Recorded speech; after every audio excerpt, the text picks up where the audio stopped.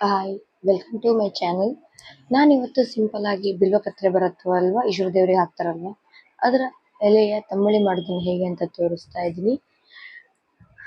ಅದಕ್ಕೆ ನಾನು ಮೊದಲನೇದಾಗಿ ಒಂದು ಚಿಕ್ಕದಾದ ಪಾತ್ರೆ ತಗೊಂಡಿದ್ದೀನಿ. ಅದಕ್ಕೆ 1 ಸ್ಪೂನ್ ಆಗುವಷ್ಟು ಎಣ್ಣೆನ ಹಾಕ್ಕೊಂಡಿದ್ದೀನಿ.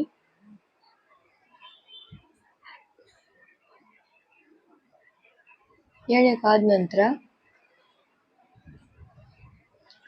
ಅದಕ್ಕೆ 1 ಸ್ಪೂನ್ ಆಗುವಷ್ಟು ಜೀರಿಗೆನ ಹಾಕ್ಕೊಳ್ತೀನಿ. ಇದು ಮಾಡೋದು ತುಂಬಾ ಈಸಿ ಕೂಡ, ಹಾಗೆ ಹೆಲ್ತಿ ಕೂಡ ಹೌದು ಇದು. ಹಾಗೆ ಬಿಲ್ವಪತ್ರೆ ನೋಡಿ ಈ ತರ ಇರುತ್ತಲ್ವಾ, ಇದನ್ನ ವಾಶ್ ಮಾಡಿ ಹಾಕ್ಕೊಂಡಿದ್ದೀನಿ. ಇದನ್ನ ಮತ್ತೇನಿಲ್ಲ, ಇದನ್ನ ಈ ತರ ಫ್ರೈ ಮಾಡ್ಕೊಂಡ್ರೆ ಆಯ್ತು. ಒಂದು ಸ್ವಲ್ಪ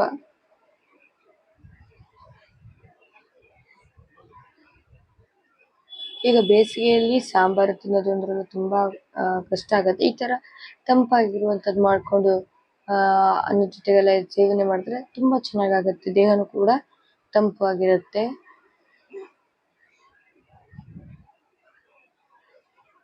ಇದನ್ನ ಸ್ವಲ್ಪ ಚೆನ್ನಾಗಿ ಫ್ರೈ ಮಾಡ್ಕೊಳ್ಬೇಕು ಎಣ್ಣೆಯಲ್ಲಿ. ಈಗ ಸ್ವಲ್ಪ ಗರಿ ಆಗಿದೆ, ಇಷ್ಟಾದ್ರೆ ಸಾಕು. ತಣ್ಣಗಾದ ನಂತರ ಬಿಸಿ ಹಾಕೊಳ್ಳೋದಕ್ಕಾಗುತ್ತೆ. ಈಗ ಒಂದು 1/4 ಕಪ್ ಆಗೋಷ್ಟು ಕಾಯಿ ತುರಿನ ಹಾಕೊಂಡಿದ್ದೀನಿ. ಅದ್ರ ಜೊತೆಗೆ ಈಗ ಫ್ರೈ ಮಾಡ್ಕೊಂಡಿರುವಂತ ಬಿಲ್ವಪತ್ರೆ ಎಲೆನೂ ಕೂಡ ಹಾಕೊಳ್ತಾ ಇದೀನಿ. ಇದಕ್ಕೆ ಮೆಣಸು ಬೇಕಾಗಲ್ಲ, ಬೇಕು ಅಂದ್ರೆ ಒಂದು ಅರ್ಧ ಹಾಕೊಳ್ಬಹುದು. ನೋಡಿ ಈ ತರ ನಾನು ನುಣ್ಣಗೆ ರುಬ್ಕೊಂಡಿದ್ದೀನಿ. ಇದನ್ನ ಹಾಕೊಳ್ತಾ ಇದೀನಿ. ಇದಕ್ಕೆ ನಾನೀಗ 1 ಕಪ್ ಆಗೋಷ್ಟು ನೀರನ್ನ ಹಾಕೊಳ್ತಾ ಇದೀನಿ. ಯಾಕಂದ್ರೆ ತಂಬಳಿ ಚೆನ್ನಾಗಿ ತೆಳ್ಳಗಿದ್ರೇನೆ ಚೆನ್ನಾಗಾಗತ್ತೆ, ದಪ್ಪ ಇದ್ರೆ ಚೆನ್ನಾಗಾಗಲ್ಲ ಅದು. ಇದಕ್ಕೆ ಹಾಗೆ 1 ಕಪ್ ಆಗೋಷ್ಟು ಮಜ್ಜಿಗೆನ ಹಾಕೊಳ್ತೀನಿ. ಒಂದು ಸ್ವಲ್ಪ ರುಚಿಗೆ ತಕ್ಕಷ್ಟು ಉಪ್ಪನ್ನು ಕೂಡ ಹಾಕೊಳ್ತಾ ಇದ್ದೀನಿ. ಚೆನ್ನಾಗಿ ಮಿಕ್ಸ್ ಮಾಡ್ಕೊಳ್ತೀನಿ.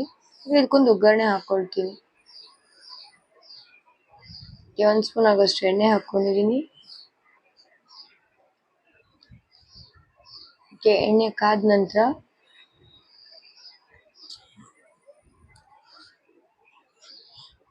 ಒಂದು ಸ್ಪೂನ್ ಆಗೋಷ್ಟು ಸಾಸಿವೆನ ಹಾಕೊಂಡಿದ್ದೀನಿ.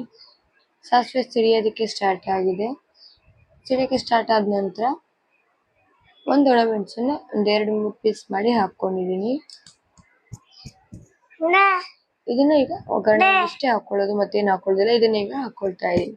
ಈಗ ಬಿಲ್ವಪತ್ರೆ ತಂಬಳಿ ರೆಡಿ ಆಗಿದೆ. ಇದು ನಿಮ್ಗೆ ಇಷ್ಟ ಆಗಿದ್ರೆ ಪ್ಲೀಸ್ ಲೈಕ್ ಮಾಡಿ, ಶೇರ್ ಮಾಡಿ, ಕಮೆಂಟ್ ಮಾಡಿ, ಪಕ್ಕದಲ್ಲಿರೋ ಬೆಲ್ ಐಕಾನ್ ಪ್ರೆಸ್ ಮಾಡಿ. ಹಾಗೆ ನನ್ನ ಚಾನಲ್ ಇನ್ನೂ ಹೊಸಬರು ನೋಡ್ತಾ ಇದ್ರೆ ಪ್ಲೀಸ್ ಸಬ್ಸ್ಕ್ರೈಬ್ ಮಾಡಿ. Thank you.